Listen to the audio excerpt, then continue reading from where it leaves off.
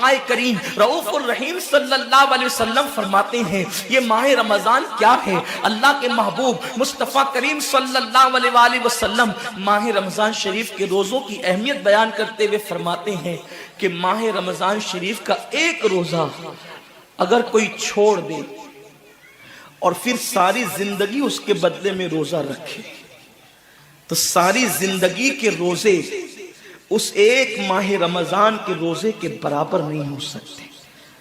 ये माह रमजान शरीफ के रोजे को फजीलत हासिल है और अल्लाह के हबीब सल्लल्लाहु अलैहि वसल्लम फरमाते हैं जो माह रमजान शरीफ में इबादत करके अपनी बख्शिश नहीं करवा सकता, अपनी मगफिरत नहीं करवा सकता, फिर उसको कभी मौका नहीं मिलता कि वो अपनी मगफिरत का सामान करे।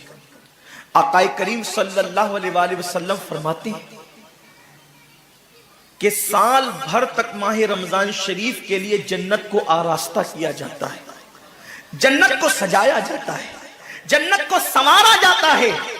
और आकाए करीम सल्लल्लाहु अलैहि वसल्लम फरमाते हैं बड़ी बड़ी आंख वाली हूरें अल्लाह की बारगाह में अर्ज करती है मेरे करीम हमें उनकी दुल्हन बनाना जो माह रमजान शरीफ में तेरी इबादत करते हैं, हमें उनके निकाह में देना जो माह रमजान शरीफ की रातों को जग करके तुझे मनाने की कोशिश करते हैं।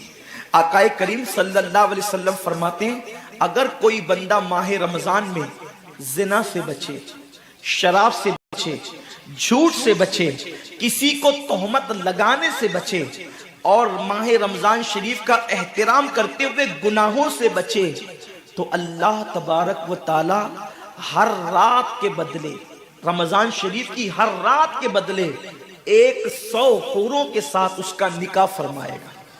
यानी 30 रातें हैं तो 30 हूरों के साथ उसका निकाह होगा। और आकाए करीम सल्लल्लाहु अलैहि वसल्लम फरमाते हैं माह रमजान शरीफ का एहतराम जो करे और एहतराम माह रमजान में जो लगवियात और खुराफात को तर्क कर दे, जो गुनाहों को छोड़ दे, जिना को, शराब को, झूठ को, बोहतान तराशी को छोड़ दे, आका फरमाते हैं उस रमजान शरीफ का एहतराम करने वाले के लिए अल्लाह ने जन्नत में एक ऐसा महल बनाया है।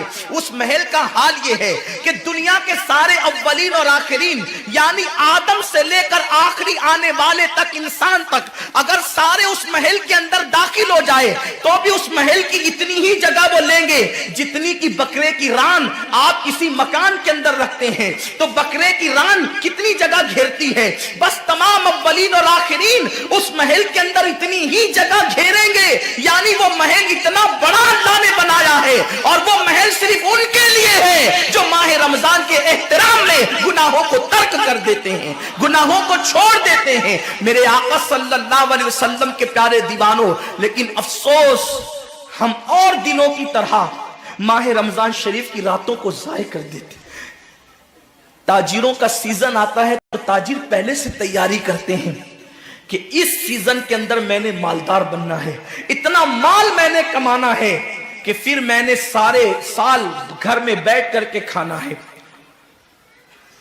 टेलर लोग तैयारी करते हैं ईद के मौके पे इतनी मेहनत करेंगे रात दिन कि साल भर अगर कोई कस्टमर ना भी आए तो वो घर बैठ के आराम से खा सके। कपड़े वाले सोचते हैं कि सीजन आएगा, जो भी सीजन उनका आता है इतना कमाएंगे कि साल भर बैठ के खाएंगे। लोगों जैसे कपड़ों का सीजन आता है, टेलरों का सीजन आता है, फलों का सीजन आता है, एक सीजन नेकियों का भी आता है, एक सीजन मगफिरत का भी आता है, एक सीजन जन्नती बनने का भी आता है, एक सीजन अल्लाह को राजी करने का भी आता है। अरे ये क्या कम है। मेरे रसूल सच्चे नबी सादिक व मज़दूक नबी ने फरमाया माह रमजान की हर रात अल्लाह पहले आसमान पे तजल्ली करता है और अल्लाह अपने बंदे से पुकार पुकार कर गुरूब आफ्ताब से लेकर सुबह सादिक तुलू होने तक कहता है मेरे बंदे अगर तू गुनहगार है तो मुझसे माफी तलब करता कि मैं तेरी मगफिरत कर दूं, मैं तुझे जन्नत का परवाना अता कर दूं।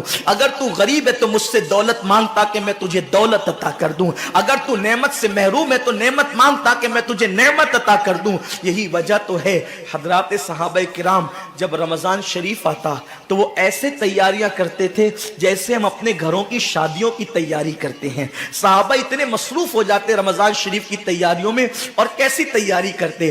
ہم بھی رمضان شریف کی تیاری کرتے ہیں۔ ہماری تیاری کیا ہے؟ سحری میں تری کے مسالے کو چاہیے، سحری کے اندر یہ چاہیے، سحری میں وہ چاہیے، افطار میں یہ چاہیے، افطار میں وہ چاہیے۔ مجھے اس سے کوئی جو ہے وہ شکوہ نہیں، میرے آقا نے اس سے منع نہیں کیا۔ حضور فرماتے ہیں کہ رمضان شریف میں گھر والوں کا دسترخوان وسیع کر دیا کرو، گھر والوں پہ زیادہ خرچ کیا کرو، اس لیے کہ جو گھر والوں پہ رمضان شریف میں خرچ کرتا ہے اللہ اس کو اپنی راہ میں خرچ کرنے کا ثواب عطا کرتا ہے۔ اور فاروق اعظم فرماتے ہیں جو رمضان شریف میں کشادگی کرے گھر والوں پر اللہ اسے جہاد میں خرچ کرنے کا ثواب عطا کرتا ہے۔ مجھے اس سے کوئی شکوہ نہیں، لیکن صحابہ کی تیاری کیا ہوتی تھی؟ جب رمضان شریف آتا صحابہ اپنے بستر کو باندھ دیا کرتے تھے۔ رمضان شریف آتا تو صحابہ بستر کو باندھ دیتے تھے۔ کیوں باندھ دیتے تھے بستر کو؟ اس لیے کہ اب سونا نہیں ہے، سونے کی راتیں 11 مہینے کی راتیں ہیں، اب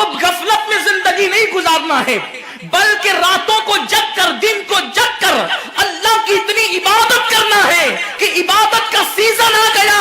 اس لیے کہ اللہ کے رسول فرماتے ہیں جس نے رمضان شریف پایا اور عبادت کر کے اللہ کو راضی نہیں کر لیا، ایسا بندہ ہمیشہ اللہ کی رحمت سے دور کر دیا جائے۔ اس لیے صحابہ رمضان شریف کی تیاری کرتے تھے، بستر باندھ دیتے تھے، اور اپنا معمول کیا ہے؟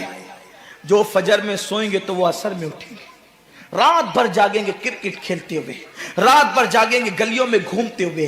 میرے آقا صلی اللہ علیہ وسلم کے دیوانوں، ایک